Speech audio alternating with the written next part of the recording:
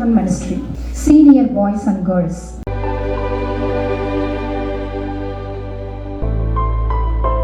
யூதேயா தேசத்தின் ராஜாவாகிய ஏரோதின் நாட்களில் அபியா என்னும் ஆசாரிய வகுப்பில் சகரியா என்னும் பெயர் கொண்ட ஆசாரியன் ஒருவன் இருந்தான். அவன் மனைவி ஆரோனுடைய குமாரத்திகளில் ஒருத்தி. அவள் பேர் எலிசபெத். அவர்கள் இருவரும் கர்த்தரிட்ட சகல கற்பனைகளின் படியேயும் நியமங்களின் படியேயும் குற்றமற்றவர்களாய் நடந்து தேவனுக்கு முன்பாக நீதி உள்ளவர்களாய் இருந்தார். எலிசபெத்து மலடியாய் இருந்தபடியினால் அவர்களுக்கு பிள்ளை இல்லாதிருந்தது. இருவரும் வயது சென்றவர்களாயும் இருந்தார். அப்படி இருக்க அவன் தன் ஆசாரிய வகுப்பின் முறைப்படி தேவாலயத்துக்குள் பிரவேசித்து தூபம் காட்டுகிறதற்கு சீட்டை பெற்றார். தூபம் காட்டுகிற வேளையிலே ஜனங்கள் எல்லாரும் கூட்டமாய் வெளியே ஜெபம் பண்ணி கொண்டிருந்தார்கள். அப்பொழுது கர்த்தருடைய தூதன் தூப பீடத்தின் வலது பக்கத்திலே நின்று அவருக்கு தரிசனமானார். சகரியா அவனை கண்டு கலங்கி பயமடைந்தார்.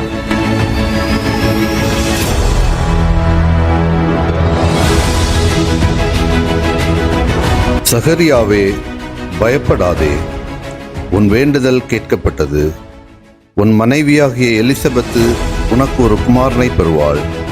அவனுக்கு யோவான் என்று பெயரிடுவாயாக. உனக்கு சந்தோஷமும் மகிழ்ச்சியும் உண்டாகும். அவன் பிறப்பு நிமித்தம் அநேகர் சந்தோஷப்படுவார்கள்.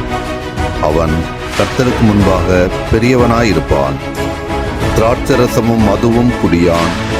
தன் தாயின் வயிற்றில் இருக்கும் போதே பரிசுத்த ஆவியினால் நிரப்பப்பட்டிருப்பான்.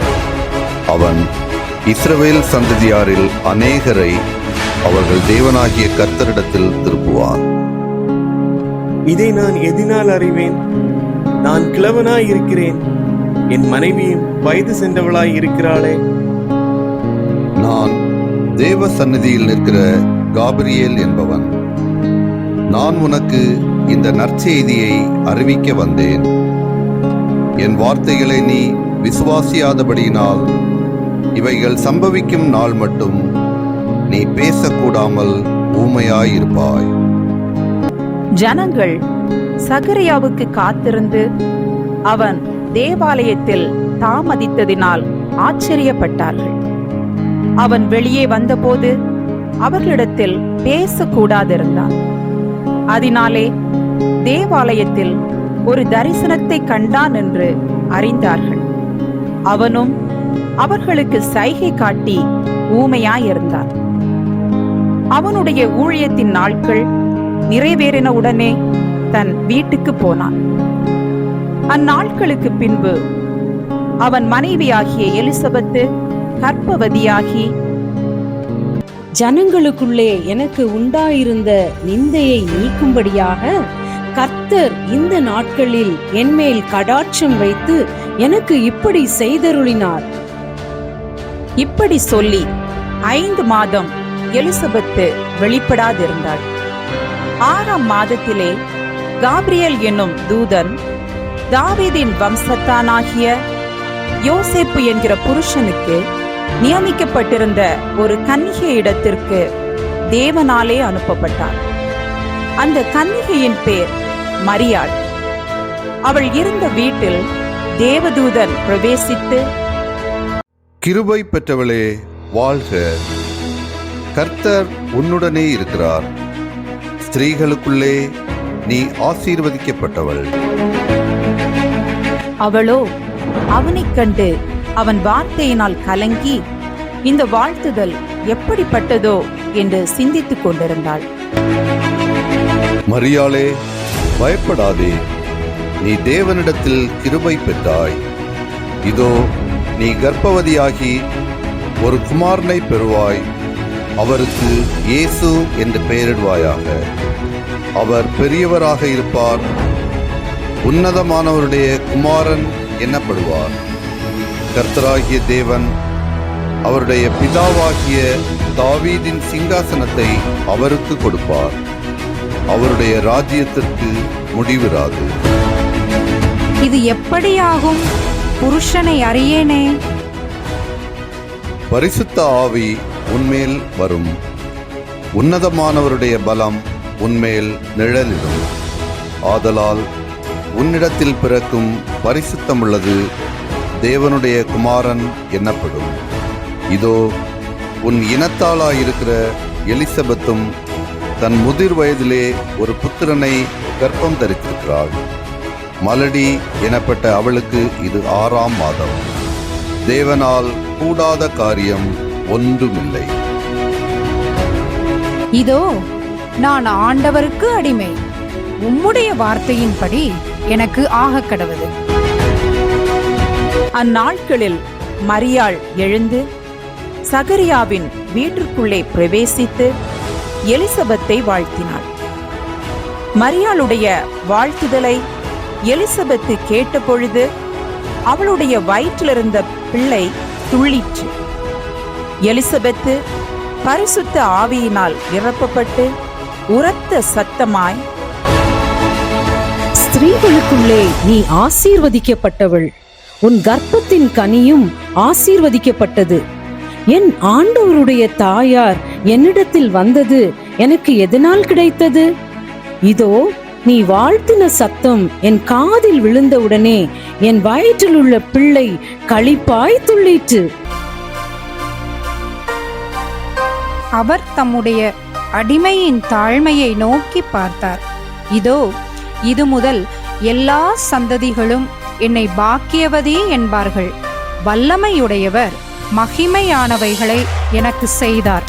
தம்முடைய பிதாக்களுக்கு அவர் சொன்னபடியே ஆபிரகாமுக்கும் அவன் சந்ததிக்கும் என்றைக்கும் இரக்கம் செய்ய நினைத்து தம்முடைய தாசனாகிய இஸ்ரவேலை ஆதரித்தார்.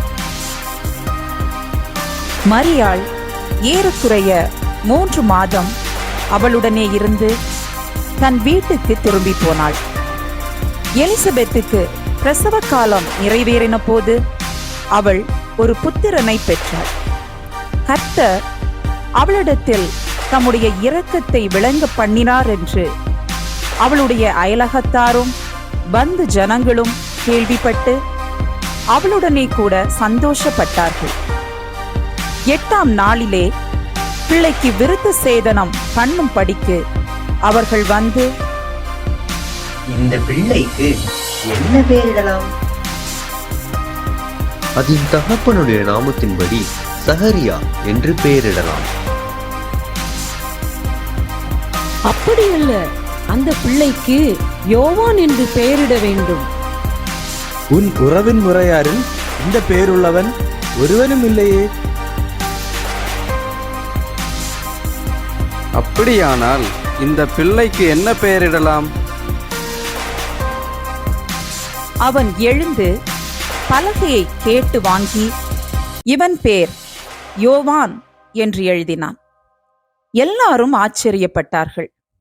உடனே அவன் வாய் திறக்கப்பட்டு நாவும் கட்டவிழ்க்கப்பட்டு தேவனை ஸ்தோத்தரித்தான். கர்த்தர் நம்முடைய பிதாவாகிய ஆபிரகாமுக்கிட்ட ஆணையை நிறைவேற்றுவதற்கும் தமது ஜனத்தை சந்தித்து மீட்டுக்கொண்டு சத்துருக்களினின்று ரட்சிக்கும்படிக்கு தம்முடைய தாசனாகிய தாவீதின் வம்சத்திலே நமக்கு இரட்சண்ய கொம்பை ஏற்படுத்தினார். நீயோ பாலகனே உன்னதமானவருடைய தீர்க்கதரிசி எனப்படுவாய். நீ கர்த்தருக்கு வழிகளை ஆயத்தம் பண்ணவும் நமது தேவனுடைய உருக்கமான இரக்கத்தாலே அவருடைய ஜனத்துக்கு பாவம் மன்னிப்பாகிய ரட்சிப்பை தெரியப்படுத்தவும் அவருக்கு முன்பாக நடந்து போவாய். அந்த பிள்ளை வளர்ந்து ஆவியிலே பலன் கொண்டு இஸ்ரவேலுக்கு தன்னை காண்பிக்கும் நாள் வரைக்கும் வனாந்தரங்களிலே இருந்தான். இதோ நான் ஒரு தூதனை உனக்கு முன்பாக அனுப்புகிறேன், அவன் உமக்கு வழியை ஆயத்தம் பண்ணுவான் என்றும், கர்த்தருக்கு வழியை ஆயத்தப்படுத்துங்கள், அவருக்கு பாதைகளை செவ்வை பண்ணுங்கள் என்று வனாந்தரத்திலே கூப்பிடுகிறவனுடைய சத்தம் உண்டாகும் என்று எழுதியிருக்கிறபடி பரிசேயரிலும் சதுசேயரிலும் அநேகர் தன்னிடத்தில் ஞானஸ்நானம் பெறும்படி வருகிறதை யோவான் கண்டு விரியன் பாம்பு குட்டிகளே, வருங்கோபத்துக்கு தப்பித்துக் கொள்ள உங்களுக்கு வகை காட்டினவன் யார்? மனம் திரும்புதலுக்கு ஏற்ற கனிகளை கொடுங்கள். ஆபிரகாம் எங்களுக்கு தகப்பன் என்று சொல்லிக் கொள்ள நினையாதிருங்கள். தேவன் இந்த கல்லுகளினாலே ஆபிரகாமுக்கு பிள்ளைகளை உண்டு பண்ண வல்லவராயிருக்கிறார். இப்பொழுதே கோடரியானது மரங்களின் வேரருகே வைக்கப்பட்டிருக்கிறது. நல்ல கனி கொடாத மரமெல்லாம் வெட்டுண்டு அக்னியிலே போடப்படும். அப்படியானால் நாங்கள் என்ன செய்ய வேண்டும்? 2 அங்கிகளை உடையவன் இல்லாதவனுக்கு கொடுக்க கடவன். ஆகாரத்தை உடையவனும் அப்படியே செய்ய கடவன். ஆயக்காரரும் ஞானஸ்நானம் பெற வந்து அவனை நோக்கி, போதகரே, நாங்கள் என்ன செய்ய வேண்டும்? உங்களுக்கு கட்டளையிட்டிருக்கிறதற்கு அதிகமாய் ஒன்றும் வாங்காதிருங்கள். நாங்கள் என்ன செய்ய வேண்டும்? நீங்கள் ஒருவருக்கும் இடுக்கண் செய்யாமலும் பொய்யாய் குற்றம் சாட்டாமலும் உங்கள் சம்பளமே போதுமென்று இருங்கள். ஜனங்கள் யோவானை குறித்து இவன்தான் கிறிஸ்துவோ என்று எண்ணம் கொண்டு தங்கள் இருதயங்களில் யோசனையாயிருக்கையில், நான் ஜலத்தினால் உங்களுக்கு ஞானஸ்நானம் கொடுக்கிறேன். என்னிலும் வல்லவர் ஒருவர் வருகிறார். அவருடைய பாதரட்சிகளின் வாரை அவிழ்க்கிறதற்கும் நான் பாத்திரன் அல்ல. அவர் பரிசுத்த ஆவியினாலும் அக்கினியினாலும் உங்களுக்கு ஞானஸ்நானம் கொடுப்பார். தூற்றுக்கூடை அவர் கையில் இருக்கிறது. அவர் தனது களத்தை நன்றாய் விளக்கி கோதுமையை தமது களஞ்சியத்தில் சேர்ப்பார். பதரையோ அக்கினியினால் சுட்டெரிப்பார். யோவான் வேறு அநேக புத்திமதிகளையும் ஜனங்களுக்கு சொல்லி பிரசங்கித்தார்.